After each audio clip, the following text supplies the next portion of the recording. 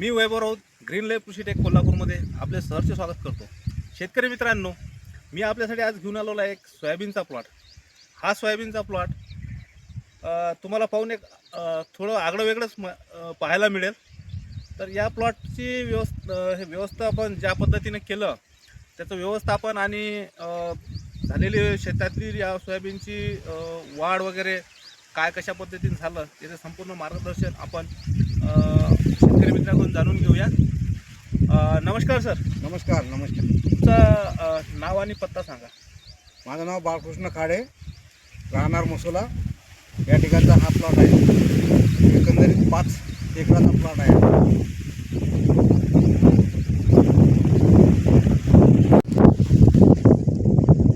हा माझा 5 एकराचा प्लॉट आहे।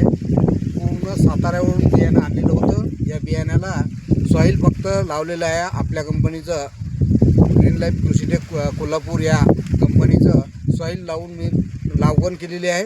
त्यानंतर 2 फवारणी झालेले आहे। एक ग्रोथ मॅक्स, त्यानंतर रायडर फायटर एवढी एक पहिल्यांदा। त्यानंतरची दुसरी फवारणी जी झालेली आहे ती फवारणी आहे फ्लोरा, त्यानंतर मॅक्स, चार्जर, त्यानंतर रायडर, शक्ती आणि फायटर आणि अलर्ट म्हणून नावाचं औषध। या औषधावर हे फक्त फवारणीवर आपण पाहू शकता। एकंदरीत जर पाहिलं तर हे संपूर्ण सोयाबीन साताराकडून आणलेलं बियाणं आहे। मी 200 रुपये किलोनं आणलेलं होतं आणि आज जर पाहिलं तर याचा रिझल्ट मला खूप छान आलेला आहे। एकंदरीत जर पाहिलं तर माझ्या छाती एवढं सोयाबीन वाढलेलं आहे, परंतु त्याचा मालसुद्धा तेवढाच झालेला आहे। एवढं तुम्ही बघू शकता की सर्व डांगोडांग याला फुलं कळ्या आता आलेल्या आहेत आणि त्यामुळं मला तरी वाटते की यावर्षी चांगलं उत्पन्न होईल या सोयाबीन। सर, सार्वत्रिक पाऊस नाही आहे आणि बऱ्याचशा शेतकऱ्याचं असं आहे की सोयाबीनची वाढ व्यवस्थित झालेली नाही आहे।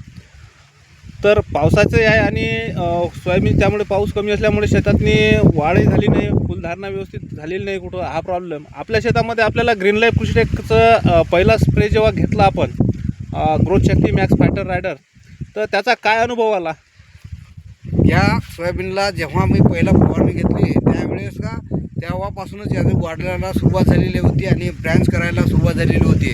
आणि पाण्याचं म्हटलं तर पाण्याचं नियोजन माझ्याकडे होतं, परंतु मी तेव्हा काही पाणी दिलेलं नव्हतं। त्यानंतर आम्हाला तळा पडला पावसाचा, पण असं काही तळ्यामुळं काही वाटलेलं नाही। परंतु कसं आहे, थोडं जरी पाणी आलं तर या पाण्यानं व्यवस्थित नियोजन झालेलं आहे आणि एक पाणी खालून पण दिलेलं आहे। फ्लॉवर स्टेजमध्ये झालेलं आहे। आपण जसं पाहू शकतो सोयाबीनची वाढ ही चांगल्या पद्धतीनं म्हणजे भरपूर प्रमाणात अशी हे झालेले आहे।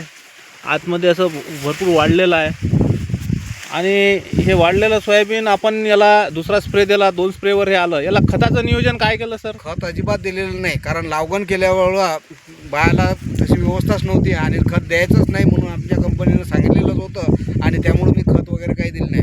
संपूर्ण जैविक पद्धतीनंच हे आपलं नियोजन आहे।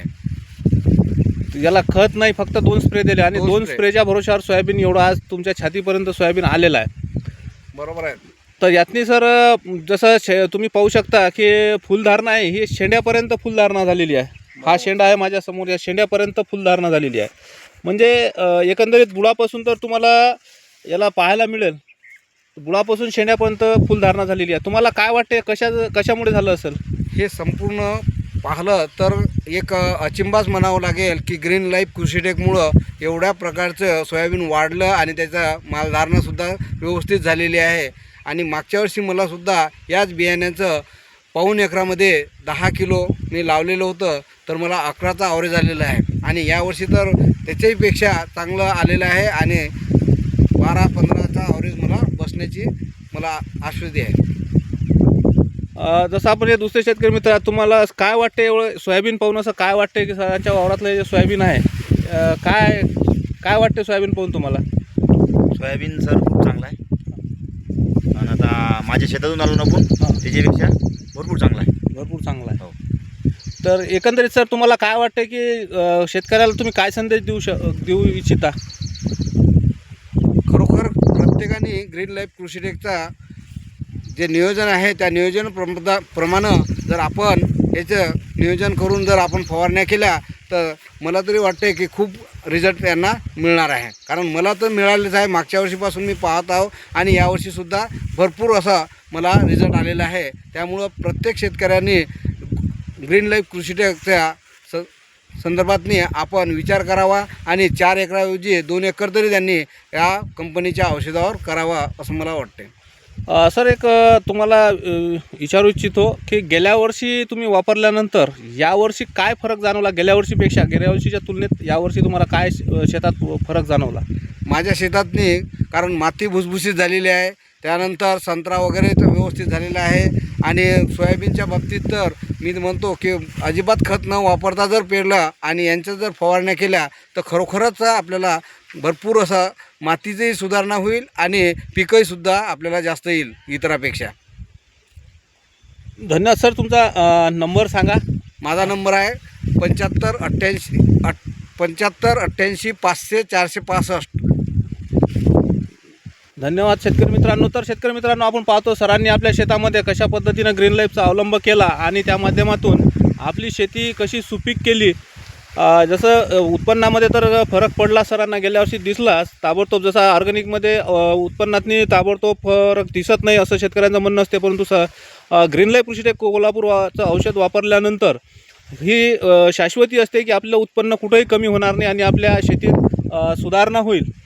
तर गेल्या वर्षी सरांनी जे उत्पन्न घेतलं त्यापेक्षाही यावर्षी त्यांची माती सुपीक झाली, त्यामुळे ते आणखीही उत्पन्नातनी भर पडून उत्पन्न चांगल्या पद्धतीनं येईल याची शाश्वती सरांना आलेली आहे. तर अशाच प्रकारची अनेक माहिती तुम्हाला विविध पिकाबद्दल माहिती हवी असल्यास आमच्या यूट्यूब चॅनलला सबस्क्राईब करा आणि माहिती जाणून घ्या. स्क्रीनवर एक नंबर दिसेल, त्या नंबरशी संपर्क करा आणि अधिक माहिती जाणून घ्या आणि आपल्या शेतीत ग्रीन लाईफचा अवलंब करा आणि आपलीही शेती समृद्ध करा. धन्यवाद.